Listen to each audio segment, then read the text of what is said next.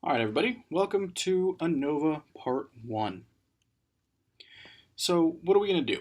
Well, we're going to talk about what ANOVA is, and then go over equations, and that's for this first part.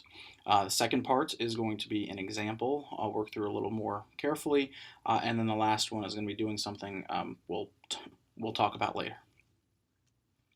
So what is an ANOVA? Well, ANOVA stands for Analysis of Variance, and it is an overall test to see if three or more groups' means differ. So, if three or more groups have statistically significant differences in their means.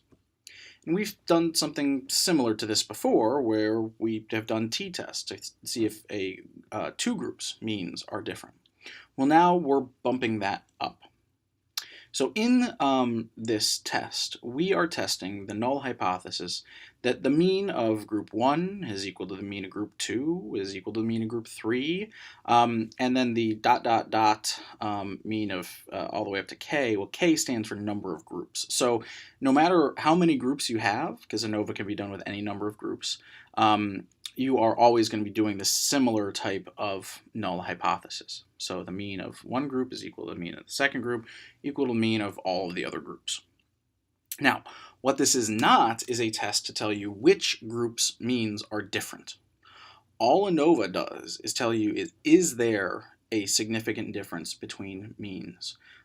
Overall, for the specific ones that are significantly different, well, we're going to have to do what are called post hoc tests for that. And that's what we're going to get to in part 3 of the lecture, is how to tell which ones are actually significantly different. So here is an example. So you have three different groups of people who are trying to lose weight, and the numbers are in pounds lost. So you could have a situation where you have group 1, where they receive only peer support, group 2, where they diet and exercise, and group 3 as just a control group. And we could see if among these three groups there's any differences between means. If we wanted to do that, we could do an ANOVA. Before, we could only do a t-test to see if these two means were different, those two means were different, and then those two means were different. Right now, in ANOVA, we're able to do it for all of them combined. So some of you were probably already thinking, why don't we just run a bunch of t-tests? Well, if we were to do that, we would have to do t-tests for every one of the possible group combinations that we have. And for each of those, we have to have a p-value of 0.05. That is our criterion for every test, right? That there's only a 5% chance of an error. So if we were to do that, though, it's 0.05 for each of our t-tests. So as you can see here, if for every additional t-test we run, it would be 0.95 to the x power for however many t-tests you're going to do. So even if you only do it for 3 different t-tests, so between 3 different conditions, and you were to do 3 t-tests for those conditions, your chance of a type 1 error goes from about 5% all the way up to 14.3%, because each of the tests you're doing has a 5% chance of error. If we run an ANOVA, the chance of type 1 error remains at 5%. So we do the overall ANOVA instead of a series of t-tests to control the chances of error, essentially. So when we run an ANOVA, we get an F statistic, or F ratio. And this is instead of getting a T or an R from before. So t-test was nice because it made sense. The T was there. R, there's an R in correlation, so maybe that works for F. I don't know why, honestly. You can look that up if you care to, but it's an F. And as we said before, the null hypothesis for our overall model is that all of the means are equal. So for the example where we have 3 different means, our null hypothesis would be the mean of group 1 is equal to the mean of group 2, which is equal to the mean of group 3. And the alternative is that they're not. So we've spent so much time talking about models. Well, the simplest model, when we have groups, three groups of people having scores on one test, let's say depression, for example, the simplest model is still going back to the first one we had, which is that the mean is the best model, or it's the first model at least. And so you can still get a mean for everybody, even if they're in three groups, right? You just add up everybody regardless of their group, and you can get a mean from all of them combined. Well, this is called the grand mean in the context of ANOVA. So that is the simplest model that we've got. And so we're basically testing to see if our data are better described by using these categorical groups, saying that group 1, 2, and 3 are important to some extent, or if it's better to leave out the grouping information and just go by the grand mean. Remember, the grand mean, that's the null hypothesis here, right? That the mean in group 1 is equal to the mean in group 2, which is equal to the mean in group 3. That's kind of what we're talking about. So the bigger the difference between any of your group means, the greater the difference will be between a model and the grand mean. So let's say group 1 has an enormous average and group 2 has a very small mean. Well, when that happens, then that means that you will have a situation in which the grouping actually describes the data better than no grouping, right? Because if there's a difference for one group than another one, the group might actually matter. And if the differences are large enough, as we said, the model will fit better than just the grand mean. So that's how we find a significant f-test. And don't worry, we're going to go over this multiple times. I'm going to give you some visual aids to help along. So let's take a different example now. This is a good, for the purposes of the math, example from a textbook.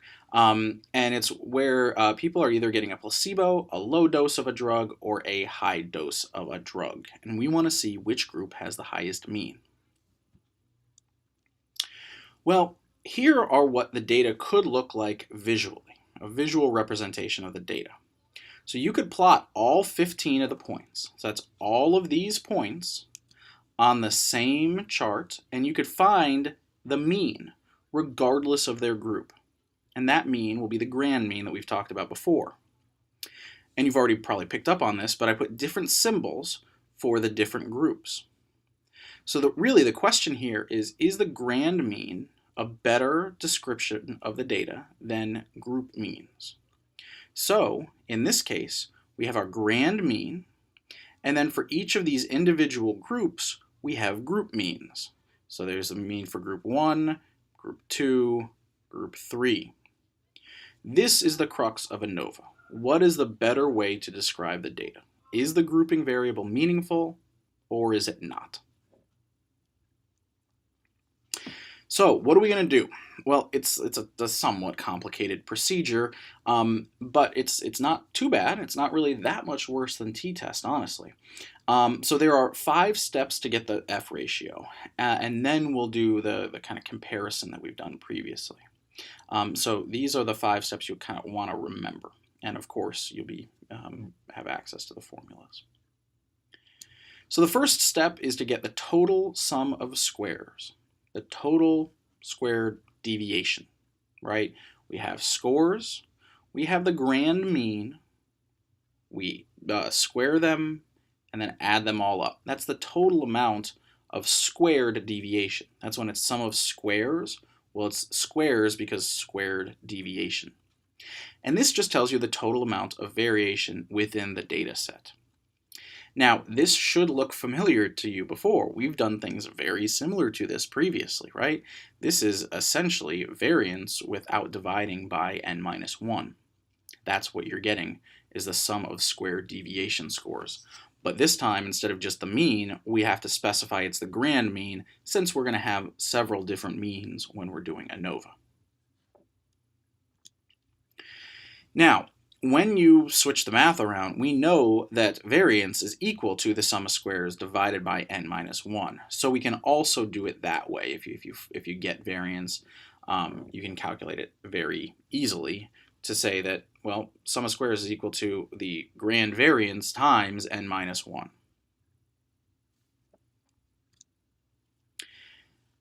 This is regardless of condition again.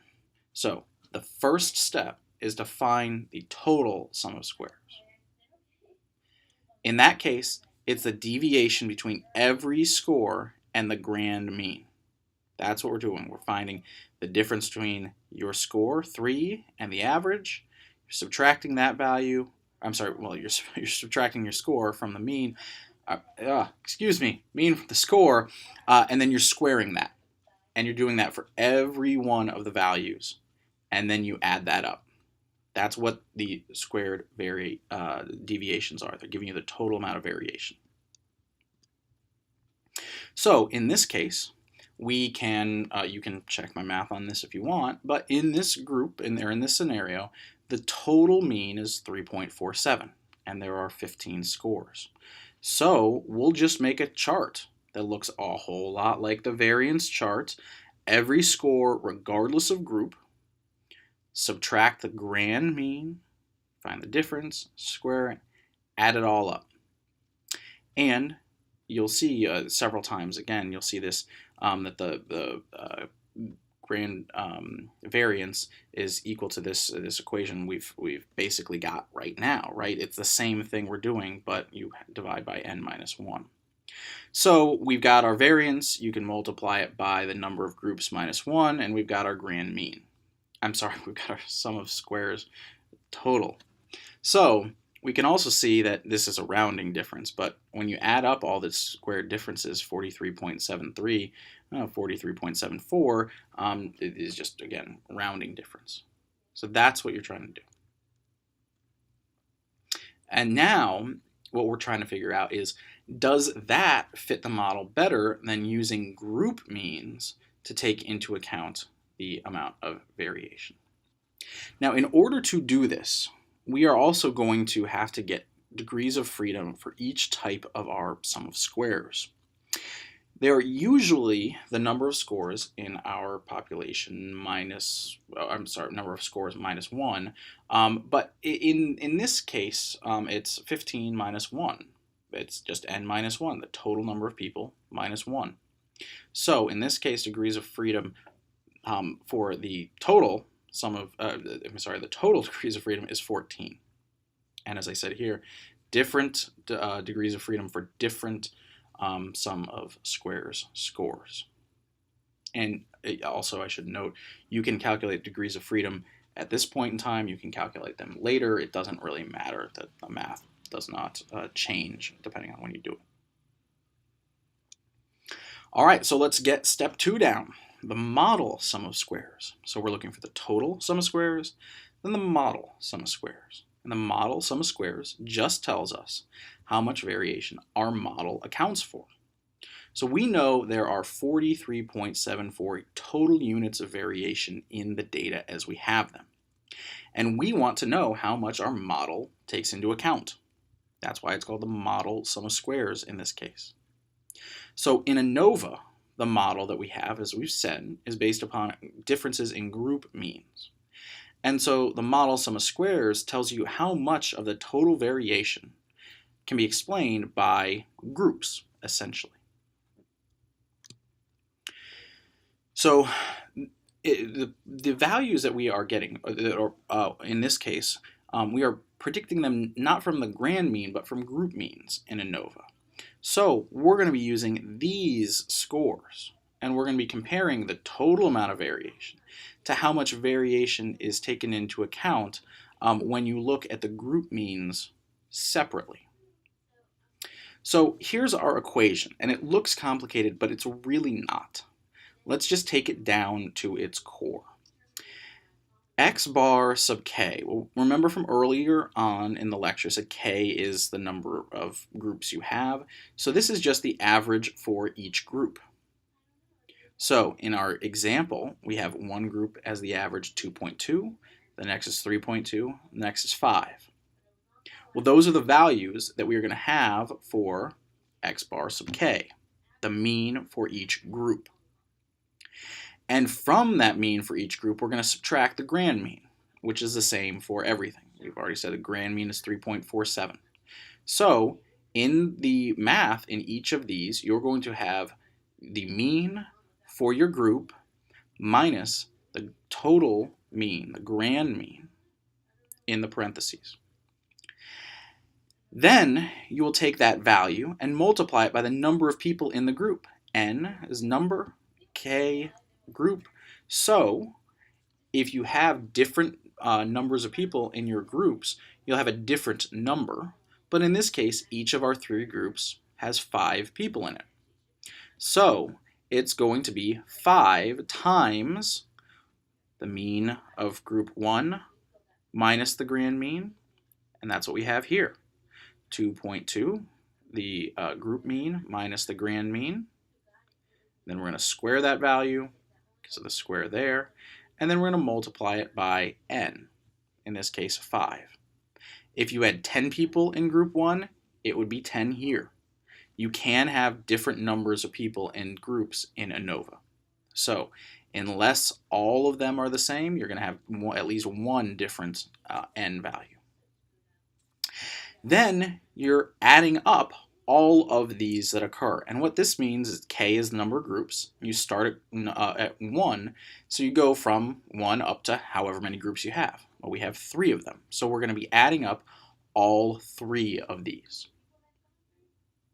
So again, one more time briefly, working from the inside out in the equation. X bar sub k is the group mean for each group separately. We're going to subtract the grand mean, which we have, and the grand mean is going to be the same for every group. We'll square that, then we're going to multiply it by the number of people in each group. Then we're going to add up each occurrence of that happening, and we know we are going to have k number of occurrences because k is the number of groups we have. So our sum of squares model in this case is equal to our first group mean is 2.2 minus the grand mean 3.47. Then we're going to square it. Then we multiply that by n for the first group. Well, there's 5 in the first group, so 5. Then we're going to add, because we have the summation sign here, the second group's values. The second group's mean is 3.2. The grand mean is the same. We'll square it, multiply it by the number of people in the groups, so 5. And then the third one is the same. We will have our group mean, in this case 5, minus the grand mean, square it, and multiply it by the number of people in that group, in this case 5. From there, it's just algebra. So I have it simplified in each step. You get the sum of squares model from that. So one last thing to note is you will have as many chunks like this, as many chunks of this information as you have groups. So we have 1, 2, 3, because we have 3 groups. If you had a 4th group, you'd have extra information. So again, just to show you this, I'm going to show you this a lot of times. We have our grand mean, which we have used to, we've calculated our grand mean, but we've used that to find the total amount of variation between each point and the grand mean. Now, what we've done essentially is we've found the amount of variance between the group mean and the grand mean for each group. We've seen how much of the total variance is accounted for by group mean. So, degrees of freedom for model. In this case, it's because the model is based on the number of groups, right? In this case, it's k minus 1. So in our example where we have 3 groups, the degrees of freedom for our model degrees of freedom, is 3 minus 1, which is 2. Next up, step 3, Residual sum of squares. This is the easy part. We know, because of our total sum of squares, that there are 43.74 units of variation, and that our model accounts for 20.14 of them, because that's what we got in sum of squares model. The final one just tells us how much is left, how much variance is not explained by our model. That's why it's called residual. Well, so the easiest way to calculate it, honestly, is to get the sum of squares residual, which is equal to the sum of squares total minus the model. We've already done it. So theoretically, what sum of squares residual is the difference between what your model predicts and what's actually observed. That's kind of what's left for you to predict, because we're kind of partitioning a variance more finely and finely and finely over time. So it's sum of squares residual then in ANOVA, because our model is based on a group means. Sum of squares residual is going to be the squared differences between each point and the average for your groups. So the sum of squares residual will be from this point to the group mean, from this point to the group mean, that to the group mean, that to the group mean, that to the group mean. Because let's say theoretically we want to forget about these two groups. Well, this mean can still be, or is still a simple model for this group. If we only had these 5 points, well, we can treat this mean just like any other mean. It's just a mean for that group. So the residual is essentially kind of the variance between the points in that group and the group mean. So if it is sum of squares total minus model, in our case it's 43.74 minus 20.14 equals 23.61. Rounding. Again, sorry for the odd math, but that's because of rounding. So degrees of freedom, I think we've got it this time. Well, residual degrees of freedom is just the total degrees of freedom minus the model degrees of freedom. So degrees of freedom residual equal to total minus model, so 14 minus 2, which is equal to 12. This also is just n minus 1 it's n minus k. We had 15 people and 3 groups, so 15 minus 3 is equal to 12. Now, step 4. Now, because sum of squares are sums of squares, not average sum of squares, then that is influenced by sample size. If you have 20 people in your group, you're possibly going to have more greater sum of squares than a group with 5, just because you have more people. It doesn't tell you anything necessarily. That's why we like averages, right? We wouldn't just add up your group's value to say, this classroom had 800 points on their test. You'd get an average, so you could compare across classes. Well, in this case, we need to take care of this problem by getting mean squares. And mean squares are just the sum of squares divided by degrees of freedom for both your model and your residual. So the mean square for model is equal to the sum of squares model divided by the model degrees of freedom. Residual mean square is equal to the residual sum of squares divided by the residual degrees of freedom. So we take the information we've already got. The model sum of squares is 20.14, degrees of freedom are 2. Divide it, there you go. Sum of squares residual, 23.6, divided by degrees of freedom residual is 12. You get 1.97. So you have to get mean squares. And what do these tell you? It's on average how much variation explained by the model. Whereas the residual tells you on average how much variance is explained by other things, other reasons. And then step 5, the F ratio. This is pretty easy as well. So the F ratio is the ratio of the variance that you are explaining in the model by the variance explained by other things, the variance you're not explaining. It's essentially how good the model is divided by how bad the model is. How much you are explaining divided by how much you're not explaining. Remember, this is similar to t-test, where t-test looks at the difference in means over kind of pooled variance. That's, in a way, kind of what we're going to be trying to do here, is see, we have this test statistic, we've got error, what's the ratio of it? So because we have a ratio here, if the F ratio is less than 1, it's non-significant, because that would mean there'd be more systematic than, more unsystematic than systematic variance. It would mean that your model is explaining less than the residual. So the way that you get the F is you just take the mean square model divided by mean square residual. And in that case, it's 10.07 divided by 1.97, which is equal to 5.12. So this is our F ratio, our F statistic.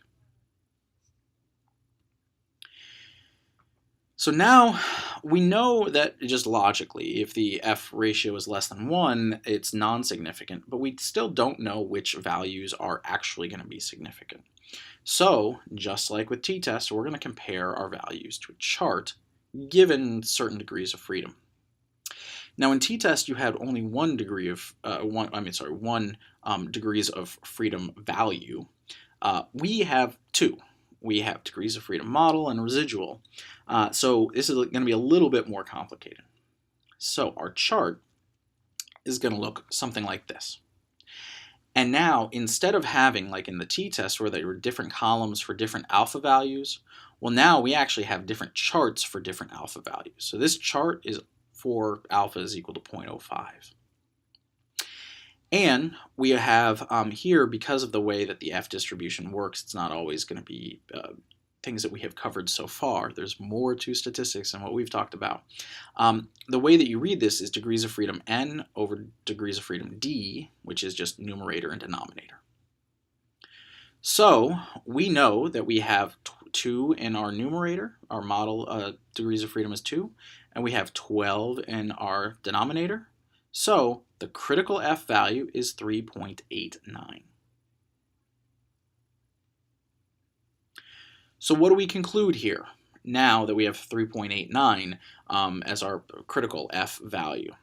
Well, our F value, our F ratio is 5.12. Our critical is 3.89. So we reject the null hypothesis, which means that there's at least one difference in your groups. So there's some kind of significant difference among your groups.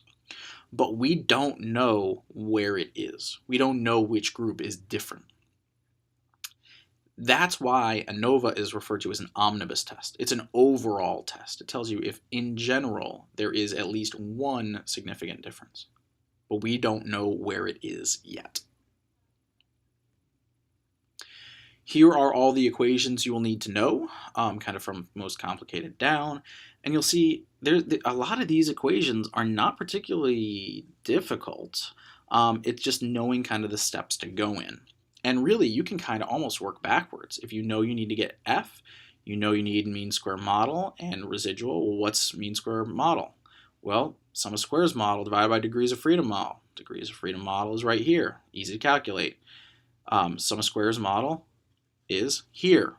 So you can kind of work backwards. If you can, if this is at all logical to you, you should be able to work backwards and be able to tell what you need to do as well. All right, so what should you be able to do by the end of this lecture? Well, you should be able to understand the rationale of ANOVA, both the kind of theory side of it and the math, what we're doing. You should be able to calculate the F statistic. We should be able to compare it to a critical F, and then decide on what you're doing with your hypotheses.